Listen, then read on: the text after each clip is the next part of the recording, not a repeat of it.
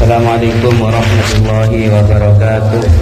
Bismillahirrahmanirrahim. Alhamdulillahirabbil alamin wa bihi nasta'inu ala umuri dunya waddin wassalatu wassalamu ala sayyidina Muhammadin wa ala alihi wa sahbihi ajma'in. Amma ba'du. Qala al-musannif rahimahullahu ta'ala wa nafa'ana bihi wa bi 'ulumihi fid dharain amin. Wa bihi nasta'inu ala umuri dunya waddin. Melanjutkan keterangan yang kemarin, wabihi dan kepada Allah nasta'inu kami minta pertolongan, ala umurid dunya atas segala urusan dunia, waddin dan urusan agama. Ini merupakan hakikat dari keislaman seseorang. Jadi kalau ini sudah terpatri dalam hati, sudah ada dalam diri manusia, maka manusia tersebut adalah Islam. Islam luar dan dalam. Jadi kalau kita masih minta tolong kepada selain Allah, berdoa kepada selain Allah, maka orang itu masih belum Islam zahir batin. Jadi yang dikatakan Islam zahir batin itu adalah segala urusan dunia dan segala urusan agama itu minta pertolongan kepada Allah Subhanahu wa ta'ala. Akan tetapi pertolongan kepada Allah itu bisa lewat siapapun, asalkan lewatnya itu lewat jalan yang benar. Contoh, kita minta tolong kepada Allah lewat para kiai, atau lewat guru, atau lewat orang tua, atau lewat tokoh-tokoh agama. Itu bisa. Tetapi ujung-ujungnya, puncak dari permohonan kita tetap kepada Allah Subhanahu wa ta'ala. Itu yang disebut dengan Islam yang hakikat, Islam yang betul-betul Islam zahir dan batin. Jadi urusan dunia itu banyak. Urusan dunia itu banyak. Ada urusan tentang ekonomi, tentang masyarakat, tentang kenegaraan, tentang pekerjaan. Itu semuanya adalah urusan dunia. Terus bagaimana urusan dunia bisa menjadi urusan akhirat?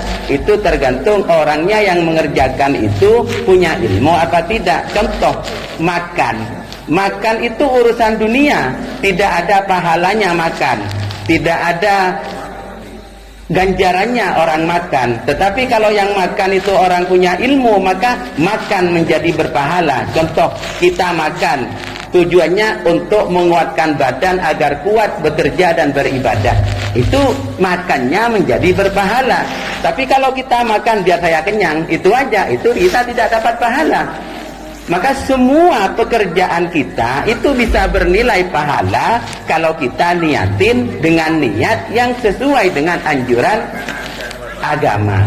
Nah, jadi makan, tidak apa-apa, makan, minum agar kita menjadi, badan kita menjadi segar dan kuat bekerja dan untuk beribadah. Sekarang kita juga bekerja itu bisa bernilai akhirat, bisa tidak punya nilai sama sekali. Contoh, Pak Samsuri berangkat pagi dari rumah, saya mau ke kantor, mau bekerja untuk menafkahi anak dan istri. Itu pekerjaan, setiap langkahnya itu bernilai pahala. Setiap nulis tanda tangan itu bernilai pahala. Semuanya itu akan bernilai pahala. Jadi orang itu tergantung bagaimana orang itu mengolah pekerjaan kita. Maka dari itu, bagaimana pekerjaan dunia ini bisa menjadi pekerjaan akhirat. Contoh lagi, tidur sepuas-puasnya, kita tidak akan mendapatkan pahala.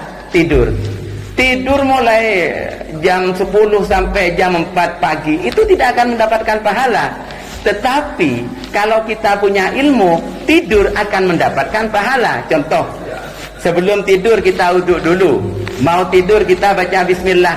Setelah mau tidur berniat saya mau tidur untuk mengistirahatkan badan agar kuat bekerja dan beribadah. tidurnya akan bernilai pahala. Maka dari itu sampai dikatakan naumul alim afdalu min ibadatil jahli. Tidurnya orang alim itu orang yang mempunyai ilmu. Jadi tidurnya orang yang mempunyai ilmu itu lebih utama daripada tidurnya orang bodoh. Kenapa? Karena kalau tidurnya orang bodoh yang tidak punya ilmu, datang dari kantor kadang sepatunya belum dilepas langsung tidur, itu gak punya nilai sama sekali. Apa itu? Tapi kalau orang yang punya ilmu, sepatunya dilepas, kakinya dilepas, kemudian kejeding, kalau perlu wudhu dulu, kemudian membaringkan badan, kemudian niat saya mau tidur, mengistirahatkan badan biar kuat bekerja dan beribadah. Semua tidurnya itu berpahala. Jadi tidur umpama pas mati dalam keadaan tidur itu berarti mati dalam keadaan beribadah. Makanya orang itu pentingnya ilmu di situ, sehingga sampai Rasulullah itu mengatakan julusu sa'atin fi majlisi ilmin khairun min alfi raka'atin. Duduknya kita sesaat itu dalam penafsiran ulama, di mana waktu itu bisa memahami satu bab dari satu pemahaman. Itu namanya sesaat, bukan satu jam. Sesaat itu di mana waktu itu digunakan paham terhadap keterangan-keterangan agama. Itu namanya sesaat. Jadi duduknya kita sesaat digunakan untuk memahami agama Islam atau mengaji istilahnya seperti malam ini, itu lebih utama daripada sholat sunnah 1000 rakaat.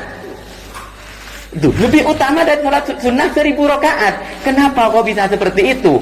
Karena kalau sholat itu untuk dirinya sendiri, tapi kalau kita ngaji, mendengarkan ilmu, bukan hanya untuk kita nanti ditularkan ke anak kita menularkan ke anaknya, sampai ke cucunya, sampai ke tetangganya, sampai ke muridnya kalau itu menjadi guru. Maka dari itu ilmu lebih utama daripada sholat sunnah 1000 rakaat.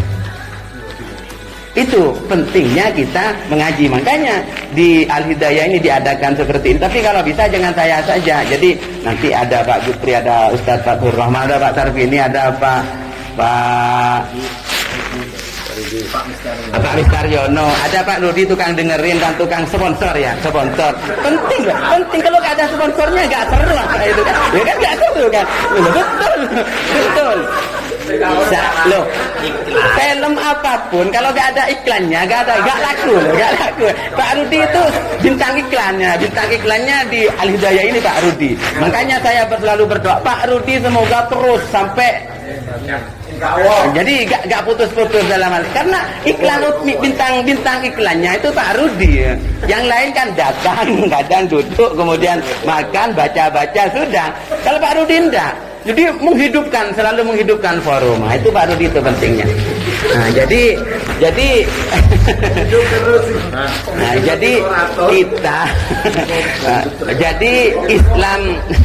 Islam itu intinya menyandarkan, jadi menghubungkan batin kita dan dohir kita hanya kepada Allah Subhanahu wa ta'ala, baik urusan dunia dan urusan agama. Sekarang yang urusan agama, kurang 1 menit. Dan urusan agama gimana? Agama itu apa?